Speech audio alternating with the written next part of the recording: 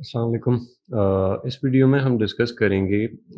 How to set up research campaign through product category targeting. Category targeting basically हम एक overall category को target कर रहे हैं और जो हमारे प्रोडक्ट्स में या हमारे रिलेटेड प्रोडक्ट की सब कैटेगरीज हैं हम उनको टारगेट कर रहे हैं। तो कैटेगरी टारगेटिंग में बेसिकली उसके जो प्लस पॉइंट्स हैं वो ये है कि हम एक बहुत हाई ट्रैफ़िक कैंपेन जो है वो सेटअप कर रहे हैं। क्योंकि ये अ, हम यहाँ पे कोई कीवर्ड स्पेसिफ़िक कैंपेन नहीं बना रहे या हम कोई एसियन स्पेसिफ़िक कैंपेन नहीं बना रहे, हम ओवरऑल पूरी कैटेगरी को टारगेट कर रहे हैं। तो उस ओवरऑल कैटेगरी में अच्छा खासा ट्रैफ़िक आ रहा होगा, वो तमाम एसियन्स जो हैं वो मुख्तलिफ़ कीवर्ड से टारगेट हो रहे हैं और मुख्तलिफ़ कीवर्ड से उनकी तरफ ट्रैफ़िक आ रहा है। तो इन कैंपेन्स में यानी कैटेगरी कैंपेन्स में अच्छे खासा जो है वो आपको ट्रैफ़िक नज़र आएगा और अच्छे खासे इम्प्रेशंस की नज़र में आपको ट्रैफ़िक नज़र आएगा। जैसे मेरे सामने एक कैंपेन मौजूद है जो कि कैटेगरी टारगेटिंग कैंपेन है और यहाँ पे मल्टीपल कैटेगरीज़ को टेस्ट किया गया है और उनके रिज़ल्ट्स की बेसिस पे उनकी बिड्स वग़ैरह एडजस्ट की गई हैं। तो एक चीज़ हम यहाँ पे देख सकते हैं कि नंबर ऑफ़ इम्प्रेशंस जो हैं वो बहुत ज़्यादा हैं और इसी नंबर ऑफ़ इम्प्रेशंस के ज़्यादा होने की वजह से और ट्रैफ़िक ज़्यादा होने की वजह से हम इन कैंपेन्स पे लो बिड के साथ अपनी कैंपेन्स जो हैं वो बिल्ड कर सकते हैं और उन लो बिड्स के बावजूद भी हमें क्लिक्स जो हैं वो मिल जाते हैं क्योंकि एक हाई ट्रैफ़िक कैंपेन जो है वो एस्टेब्लिश हुई हुई है। और सीटीआर जो है वो नॉर्मली आपको यहाँ पे कम नज़र आएगा बिलो 1% या बिलो 0.5% से भी 0.5% से भी कम जो है वो आपको सीटीआर नज़र आ सकता है। बट उस लो सीटीआर की होने के बावजूद भी जो है वो हमें अच्छे नंबर ऑफ क्लिक्स जो हैं यहाँ पे मिल जाते हैं। दूसरा पॉइंट ये है कि क्योंकि हम लो बिड के साथ टारगेटिंग कर रहे होते हैं या प्रेफरेबली लो बिड के साथ ही टारगेट करना चाहिए क्योंकि अदरवाइज़ हाई ट्रैफ़िक होने की वजह से अगर आप हाई बिड की तरफ जाते हो, तो यहाँ पे आपका अच्छा खासा स्पेंड जो है वो आपका पीपीसी स्पेंड जो है वो इन्हीं कैंपेन्स के ऊपर जो है वो स्पेंड हो जाएगा। तो यहाँ पे लो बिड्स के साथ जाना वो ज़्यादा एप्रोप्रिएट है। देन लो बिड पे जाने की वजह से इवन अगर हमारा कन्वर्जन रेशियो जो है वो लेट्स से 15% रहता है या अराउंड 10% रहता है, उसके बावजूद भी अ, हमारी एक्ॉस जो है वो कंट्रोल में रहती है। उसकी वजह ये है कि क्योंकि सीपीसी जो है वो बहुत लो है इन फ्यू सेंट्स आप कह सकते हैं let's say 25 cents, 30 cents, 35 cents. तो उस लो सीपीसी होने की वजह से इवन आपको अ अ, $3 स्पेंड करने के बाद या $2.5 स्पेंड करने के बाद यानी 10 टू 12 क्लिक्स में जो है वो आपको एक ऑर्डर मिल रहा है। उसके बावजूद भी हमारा एक्ॉस जो है वो कंट्रोल में रहता है कि अगर हम एक रीज़नेबल प्राइस के साथ अपनी प्रोडक्ट जो है वो सेल कर रहे हैं। तो कैटेगरी कैंपेन हम किस तरह से बिल्ड कर सकते हैं उसमें हमारे पास अ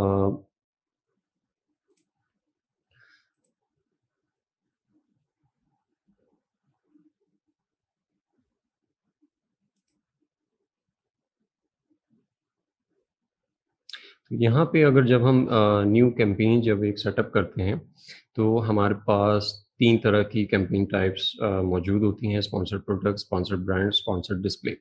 तो जो कैटेगरी टारगेटिंग कैंपेन है, वो उसका ऑप्शन हमारे पास स्पॉन्सर्ड प्रोडक्ट में भी मौजूद है और स्पॉन्सर्ड डिस्प्ले में भी मौजूद है और इसके अलावा अब स्पॉन्सर्ड ब्रांड में भी अमेज़न ने कैटेगरी टारगेटिंग जो है वो इंट्रोड्यूस करवा दी है। लेकिन ओवरऑल अगर हम एक रिसर्च कैंपेन बिल्ड करने की तरफ जा रहे हैं और हमारा पर्पस जो है वो अ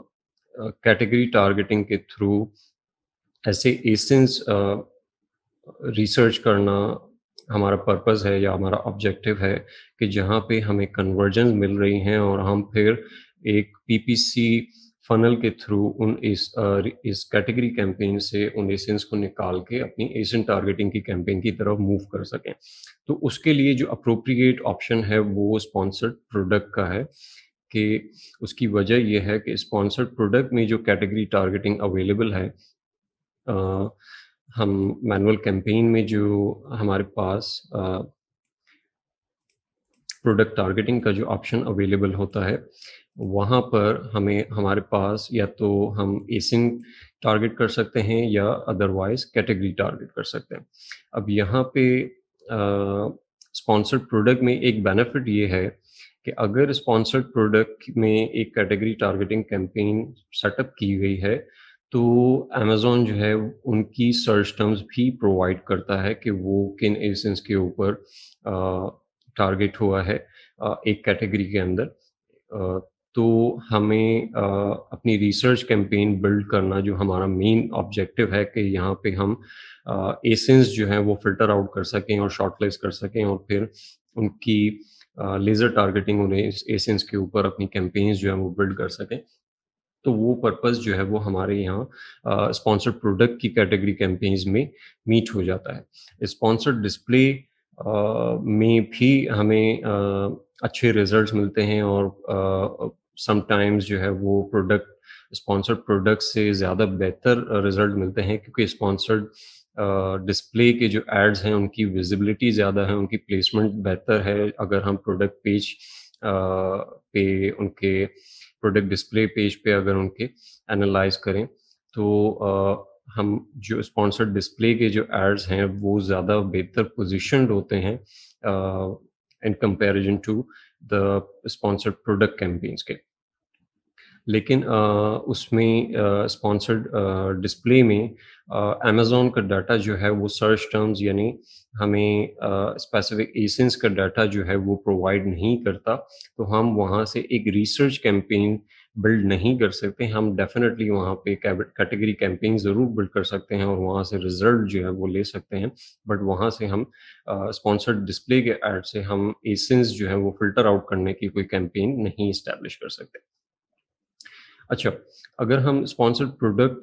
के थ्रू एक कैटेगरी कैंपेन और एक रिसर्च कैंपेन जो है वो डेवलप कर रहे हैं या क्रिएट कर रहे हैं, तो यहाँ पे कौन-सी कैटेगरीज़ एप्रोप्रिएट हैं कि किन पे टारगेटिंग की जा सकती है और अ, उनको किस तरह से मतलब यहाँ पे हमें क्या स्ट्रैटेजी लेनी चाहिए और किन-किन कैटेगरीज़ को हम टारगेट कर सकते हैं। तो फ़र्स्ट ऑफ ऑल तो ये कि अगर हमारे पास लेट्स से कि मैं एक प्रोडक्ट अगर हम चेकआउट करते हैं, तो हमारे पास लेट्स से ये प्रोडक्ट है। अब यहाँ पे सबसे पहले तो हमने उन कैटेगरीज़ को सेलेक्ट करना है जो हाइली रेलेवेंट हैं हमारी टारगेटेड प्रोडक्ट से। इससे ये होगा कि जो ट्रैफ़िक इन कैटेगरीज़ के ऊपर आ रहा होगा वो उनमें बायर इंटेंट जो है वो ज़्यादा होगी और हमारी कन्वर्जन के चांसेस जो हैं वो हाई हो जाते हैं और उसकी वजह से हमारा एकोज़ भी कंट्रोल में रहने के चांसेस ज़्यादा हैं, हमारा स्पेंड कम होने के चांसेस ज़्यादा हैं और हमें अच्छी कन्वर्जन मिलने के चांसेस वहाँ पे बढ़ जाते हैं। तो स्टार्टिंग विद कि जो ऐसी कैटेगरीज़ हैं जिनमें हमारा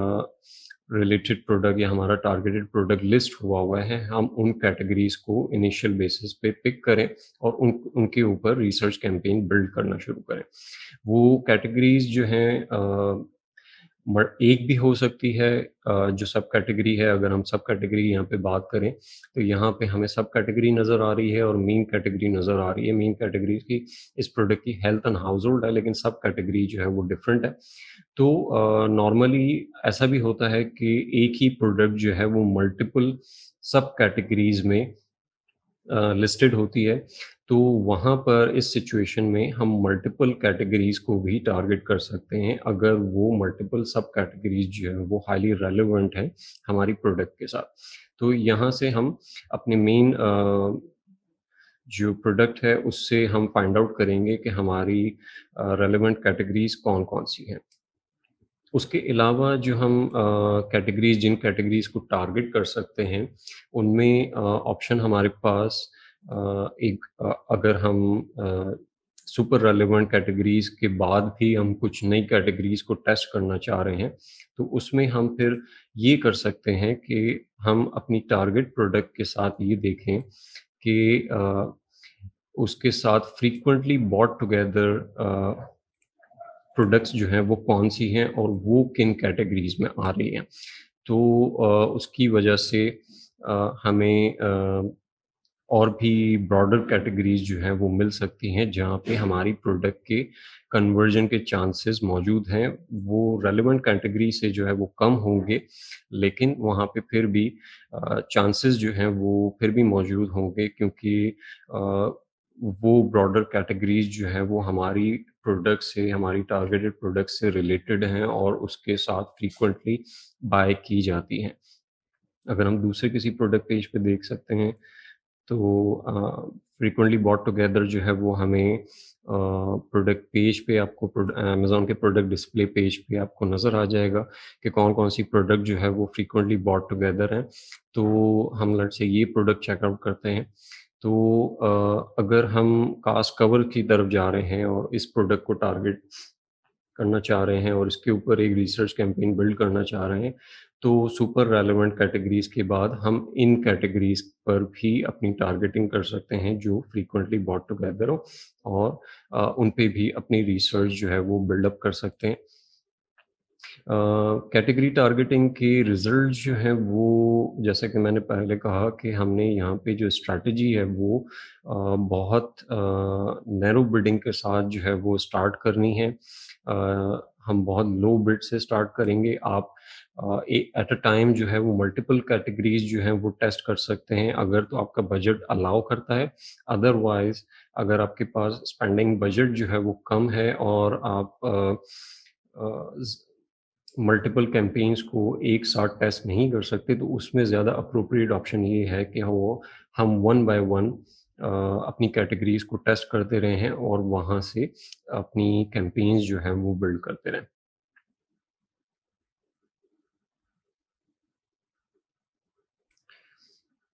अच्छा, यहाँ पे अगर हम एक वॉक थ्रू करें कि हमने कैटेगरी कैंपेन जो है वो किस तरह से सेटअप करनी है।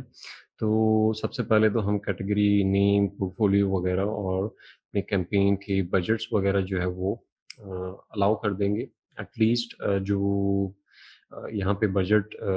रखना चाहिए वो अराउंड आप 15 टू $20 मिनिमम अगर आप रख सकें तो। अदरवाइज़ जो आपके लिए फ़िज़िबल हो जितना बजट जो है वो आप स्पेयर कर सकते हैं इन कैंपेन्स को सेटअप करने के लिए, वो आप यहाँ पे सेट कर सकते हो।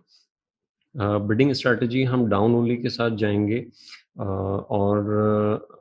कोशिश ये करेंगे कि हमारी बिड जो है वो हम लो बिड्स के साथ स्टार्ट करें, अपना एसकेयू सेलेक्ट कर लेंगे और यहाँ पे हम अपनी प्रोडक्ट टारगेटिंग टाइप में जो है वो हम प्रोडक्ट टारगेटिंग को सेलेक्ट कर लेंगे। जब हम प्रोडक्ट टारगेटिंग की तरफ मूव ऑन करते हैं तो कैटेगरीज़ में हमें सबसे पहले तो जो हमारी अ वो कैटेगरी सजेस्टेड में हमें नज़र आ जाएगी जिसमें एक्चुअली हमारा प्रोडक्ट जो है वो जो सेलेक्टेड एसकेयू है वो लिस्ट हुआ हुआ है। हम उसको सेलेक्ट कर सकते हैं और उसको टारगेट कर सकते हैं। इसके अलावा अगर हम चाहें तो मल्टीपल कैटेगरीज़ इस तरह से भी फाइंड आउट कर सकते हैं लेट्स से कि मैं अ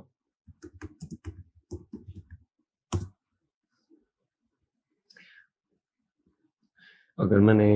रग ग्रिपर जो है वो यहाँ पे लिखा है या अपना कोई भी मेन कीवर्ड जो है वो अपनी प्रोडक्ट का लिखा है, तो अगर वो मल्टीपल कैटेगरीज़ में फ़ॉल करता है और उसकी सब कैटेगरीज़ जो हैं वो डिफरेंट है और डिफरेंट सब कैटेगरीज़ में वो लिस्ट हुआ हुआ है, तो वो आपके पास यहाँ पे ऑप्शंस उसके नज़र आ जाएँगे और आप उनको भी अपनी टारगेटिंग में ऐड कर सकते हैं। उसके अलावा जो हमारे पास यहाँ पे ऑप्शन अवेलेबल होता है कि अ, अगर हमें अपनी रेलेवेंट कैटेगरी जो है वो कीवर्ड से या प्रोडक्ट के नेम से वो हम फाइंड आउट नहीं कर पा रहे हैं, तो हमें कैटेगरी ब्राउज़ नोड जो है वो उसका चाहिए होगा उस पर्टिकुलर कैटेगरी का, ताकि फिर हम उसको इस लिस्ट के थ्रू जो है वो ईज़िली लोकेट कर लें। लेट्स से कि मुझे होम एंड किचन में स्टोरेज और ऑर्गेनाइज़ेशन यहाँ से हम ड्रिल डाउन करते हुए अपनी उस रेलेवेंट कैटेगरी तक पहुँच सकते हैं। कैटेगरी ब्राउज़ नोड किसी भी प्रोडक्ट का अगर अ अ आई मीन अगर आपको पता करना हो तो एक तो मेन इमेज के ऊपर अ, हमें जो कैटेगरी ब्राउज़ नोड है वो यहाँ पे लिखा हुआ नज़र आ जाता है। अगर आपको ये कैटेगरी ब्राउज़ नोड नज़र नहीं लिखा हुआ आ रहा, तो उसका तरीका ये है कि आपने जो यूआरएल यूज़ करना है वो अ उसको इस तरह से आप सेटअप करेंगे। अगर आप amazon.com की तरफ जा रहे हैं तो amazon.com/dp/ आपका जो एसिन है उसको आप सर्च करेंगे, तो आपको ये कैटेगरी ब्राउज़ नोड जो है वो उसकी मेन इमेज के ऊपर नज़र आ जाएगा और यहाँ से आप अपनी कैटेगरी का जो अ, ब्राउज़ नोड है उसको फाइंड आउट कर सकते हैं और फिर आप अपनी कैंपेन में प्रोडक्ट टारगेटिंग में उसको ईज़िली लोकेट कर सकते हैं जो भी कैटेगरी आप टारगेट करना चाह रहे हैं। अच्छा, यहाँ पे नेक्स्ट जो ऑप्शन हमारे पास अवेलेबल होता है वो ये है कि अगर हम बहुत ज़्यादा ब्रॉड टारगेटिंग नहीं करना चाहते अपनी कैटेगरी के ऊपर, तो हम अपनी टारगेटिंग को रिफ़ाइन भी कर सकते हैं और वो हमारे पास ये रिफ़ाइन का ऑप्शन मौजूद होता है और इसके थ्रू अगर हम चेकआउट करें, तो यहाँ पे हम अपने ब्रांड सेलेक्ट कर सकते हैं कि अगर हम किसी पर्टिकुलर ब्रांड की प्रोडक्ट्स को एक पर्टिकुलर कैटेगरी में टारगेट करना चाह रहे हैं या मल्टीपल ब्रांड्स की प्रोडक्ट को टारगेट करना चाह रहे हैं, तो वो स्पेसिफिक ब्रांड्स जो हैं वो हम यहाँ पे सेलेक्ट कर लें। उसके अलावा हम प्राइस रेंज की तरफ जा सकते हैं। अगर हमारी प्राइस लेट्स से $10 है, तो यहाँ पे हम ये इस तरह से कैंपेन सेटअप कर सकते हैं कि जो हमारी पीपीसी जो है, हमारी कैटेगरी कैंपेन जो है, वो उन एसईएन्स को टारगेट करे जिनकी मिनिमम प्राइस जो है वो हमारी प्रोडक्ट से ज़्यादा है। लेट्स से मैं यहाँ पे $12 की प्राइस मिनिमम प्राइस जो है वो सेट कर देता हूँ। तो अब ये कैंपेन जो है वो सिर्फ़ उन एसकेयूज़ को टारगेट करेगी जिनकी मिनिमम प्राइस जो है वो $12 है। उसके अलावा हम यहाँ पे रिव्यू स्टार रेटिंग्स को भी रिफ़ाइन कर सकते हैं और उसकी बेसिस पे भी हम अपनी कैटेगरी टारगेटिंग को नैरो डाउन कर सकते हैं और यहाँ पे हम 3 स्टार, 4 स्टार या ऐसी प्रोडक्ट जो जिनकी रेटिंग्स बहुत पुअर हैं, हम उनको टारगेट कर सकते हैं और इसके अलावा हमारे पास ऑप्शन अवेलेबल है कि हम नॉन प्राइम एलिजिबल्स को ऐसे सेलर्स जो प्राइम प्रोग्राम में एलिजिबल नहीं हैं, उनको टारगेट कर सकते हैं। अच्छा, ये फीचर जो है वो न्यूली लॉन्च प्रोडक्ट के लिए ज़्यादा फिज़िबल रहते हैं और अगर आपने एक अ, न्यू लॉन्च प्रोडक्ट पे जिस पे सोशल प्रूफ कम है अभी और वहाँ पे आप एक कैटेगरी कैंपेन जो है वो बिल्डअप करना चाह रहे हैं, तो उसमें बेहतर ये है कि हम अपनी कैंपेन्स को, अपनी कैटेगरी कैंपेन को कुछ रिफ़ाइनमेंट के साथ जो है वो बिल्डअप करें। हम एक यहाँ पर मिनिमम प्राइस रेंज का फ़िल्टर यूज़ कर सकते हैं, हम नॉट प्राइम एलिजिबल का फ़िल्टर यूज़ कर सकते हैं और इनकी बेसिस पे हम मल्टीपल कैंपेन्स बना सकते हैं। यानी बेहतर ये है कि हम सारे फ़िल्टर्स जो हैं वो एक ही कैंपेन में ऐड अप ना करें, उसके बजाय हम एक कैटेगरी कैंपेन जो है वो प्राइस रेंज के साथ सेटअप कर लें, एक कैटेगरी कैंपेन जो है वो हम शिपिंग मेथड यानी प्राइम एलिजिबिलिटी के बेसिस पे सेटअप कर लें और उसके अलावा हम रेटिंग्स की बेसिस पे भी अपनी एक कैंपेन सेटअप कर सकते हैं depending on the budget you you have और जो भी आपके स्पेंडिंग अलाउ करती है उसके हिसाब से आप अपनी रिसर्च कैंपेन्स जो है वो यहाँ पे कैटेगरी टारगेटिंग के थ्रू बिल्ड कर सकते हैं। यही ऑप्शंस जो है वो हमारे पास स्पॉन्सर्ड डिस्प्ले कैंपेन्स में भी मौजूद होते हैं और उसमें हम इसी तरह से प्रोडक्ट टारगेटिंग की कैंपेन्स जो हैं, ये प्रोडक्ट कैटेगरी टारगेटिंग की कैंपेन्स जो है वो बिल्डअप कर सकते हैं। लेकिन जैसा कि मैंने यहाँ पे पहले डिस्कस किया कि स्पॉन्सर्ड डिस्प्ले कैंपेन्स में हमें सर्च टर्म का डाटा जो है वो अवेलेबल नहीं होता और जो कैंपेन्स जो हैं वो अ, अगर हम रिसर्च कैंपेन यहाँ पे बिल्ड करना चाह रहे हैं, तो यहाँ पे हमारे पास ये ऑप्शन अवेलेबल नहीं होगा कि हम स्पॉन्सर्ड डिस्प्ले से अपनी सर्च टर्म्स जो हैं वो एक्सट्रैक्ट कर सकें। अदरवाइज़ यहाँ पे आपको तमाम कैटेगरीज़ के ऑप्शंस जो हैं वो उसी तरह से अवेलेबल होंगे जिस तरह स्पॉन्सर्ड प्रोडक्ट में वो अवेलेबल होते हैं।